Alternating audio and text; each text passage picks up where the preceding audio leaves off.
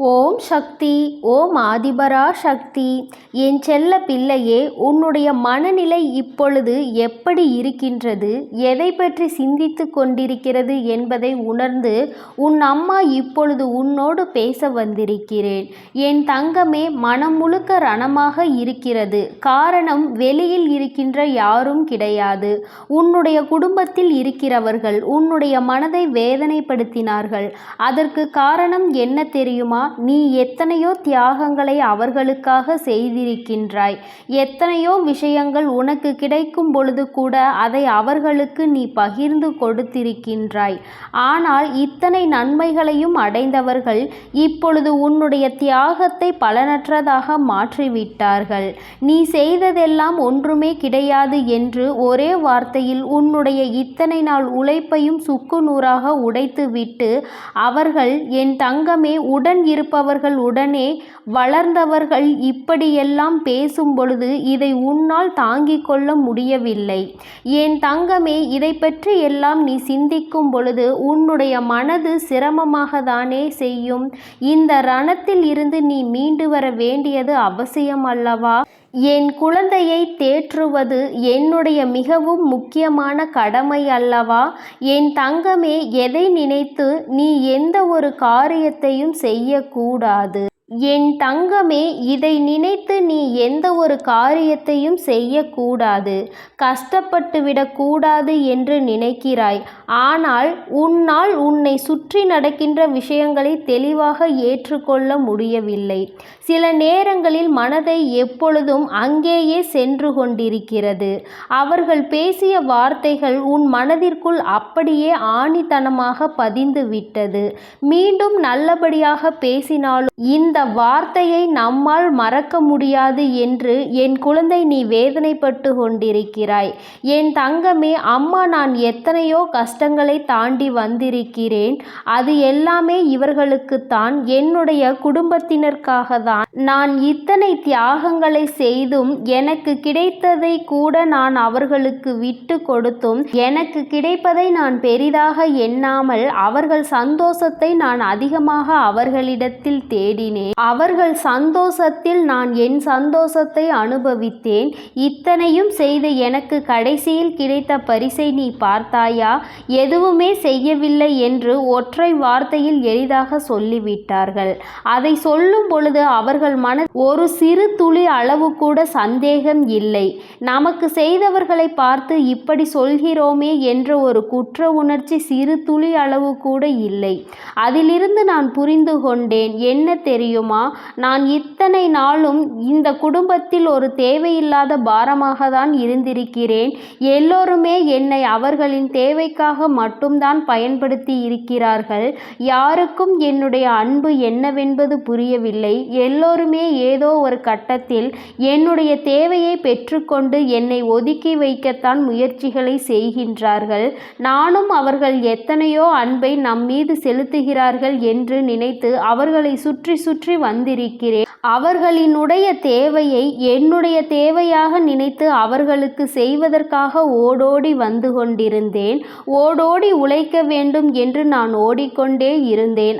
ஆனால் இத்தனை நாட்கள் ஓட்டத்திற்கு பிறகு, இவர்கள் பேசிய இந்த வார்த்தைக்கு பிறகு நான் திரும்பி பார்த்தால் என்னுடைய வாழ்க்கையே காணவில்லை. நான் எனக்காக ஒரு நிமிடம் கூட வாழாமல் இருந்தது என்னுடைய தவறுதான் என்பதை நான் இப்பொழுது புரிந்து கொண்டேன் என்று என் குழந்தை என்னை பார்த்து கேட்கின்றாய். என் தங்கமே, உன் வாழ்க்கையை நீ சில நாட்களாக சுற்றி சுற்றி பார்க்கும் பொழுது உனக்குள் ஒரு சந்தேகம் வரத்தான் செய்தது. ஆனால் அந்த சந்தேகத்தை உன்னால் உறுதிப்படுத்த முடியவில்லை. ஏனென்றால் சுற்றி இருப்பவர்கள் எல்லாம் உண்மையானவர்கள் என்று நினைத்து உடனிருந்து பார்த்து கொள்வார்கள் என்று நீ நினைத்து விட்டாய்.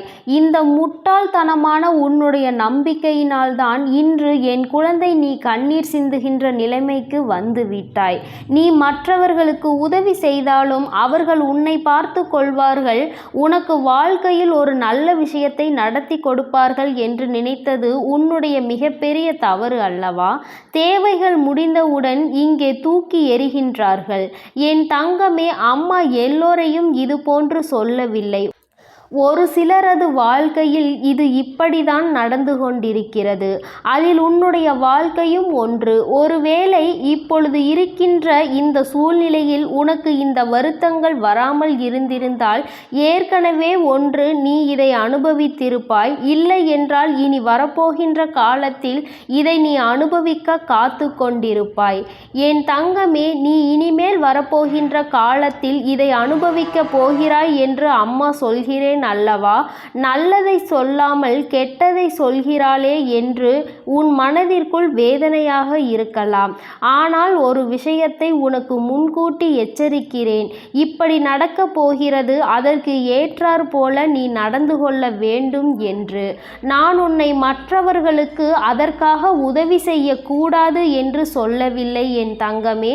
செய்கின்ற உதவிக்கு எந்தவிதமான பலன்களையும் எதிர்பார்க்காதே. யாருக்கு என்ன செய்து கொடுத்தாலும் அதனால் உனக்கு எதுவும் கிடைக்கும் என்று ஒருபோதும் நினைக்காதே. உன்னிடத்தில் என்ன இருக்கிறதோ அதை வைத்து சந்தோஷமாக மட்டும் வாழப்பார். உன்னால் முடியும் என்றால் மட்டுமே நீ மற்றவர்களுக்கு உதவி செய்ய வேண்டும். மாறாக உன்னை அழித்து கொண்டோ உன்னுடைய வாழ்க்கையை அழித்து கொண்டோ யாருக்கும் உதவி செய்ய வேண்டிய அவசியம் உனக்கு ஒருபோதும் ஏற்பட போவது இல்லை.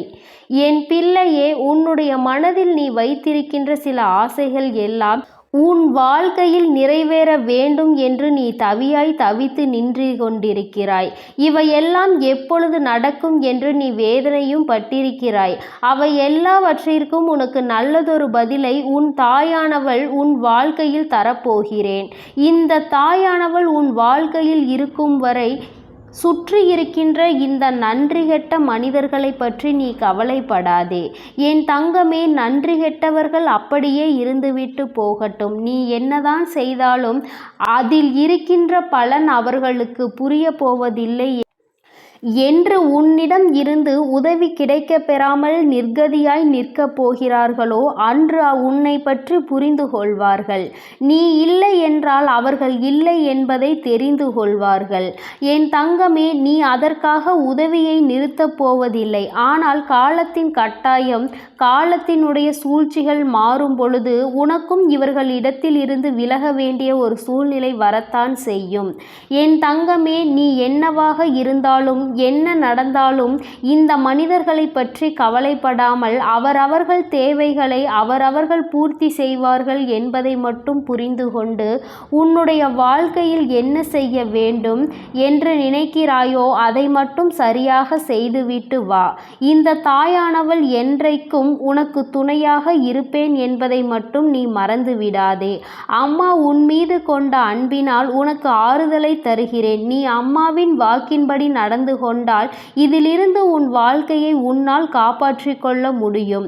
மற்றவர்களுக்கு இறங்கி சென்று நீ செய்ய வேண்டிய அவசியம் எதுவும் இல்லை. அவர்களுக்கு தேவை என்றால் உன்னிடம் இறங்கி வந்து பெற்றுக்கொள்ளட்டும் என்று நீ ஓடி ஓடி முதலில் ஒருவருக்கு உதவி செய்து அவமானத்தை தேடாமல் தேடி வந்து கேட்பவருக்கு உதவியை கொடுத்து உனக்கான மரியாதையை நீ எப்பொழுதும் தக்க வைத்து கொள்ள வேண்டும். அவமானத்தையும் மரியாதையையும் நீ சரியாக புரிந்து கொண்டு எதை பெற வேண்டும் என்பதை புரிந்து கொள். இந்த தெளிவு உனக்குள் இருந்தால் உன் மனது தெளிவடையும், உன்னுடைய வாழ்க்கையும் சந்தோஷம் அடையும். என் செல்ல குழந்தைக்கு இந்த தாயானவளினுடைய அன்பும் அரவணைப்பும் எப்பொழுதும் முழுமையாக இருக்கும் என் தங்கமே. அதனால் நீ எதை நினைத்தும் கலங்காதே, எதற்காகவும் வருந்தாதே. நல்லது நினைக்கும் என் பிள்ளைக்கு நல்லது செய்யாமல் உன் தாயானவள் எப்பொழுதும் இருக்க மாட்டேன் என்பதை மட்டும் நினைவில் வைத்துக்கொள். ஓம் ஸ்ரீ வராகி தாயே போற்றி போற்றி. ஓம் ஸ்ரீ வராகி தாயே போற்றி போற்றி. ஓம் சக்தி. ஓம் ஆதிபரா சக்தி. ஓம் சக்தி. ஓம் ஆதிபரா சக்தி.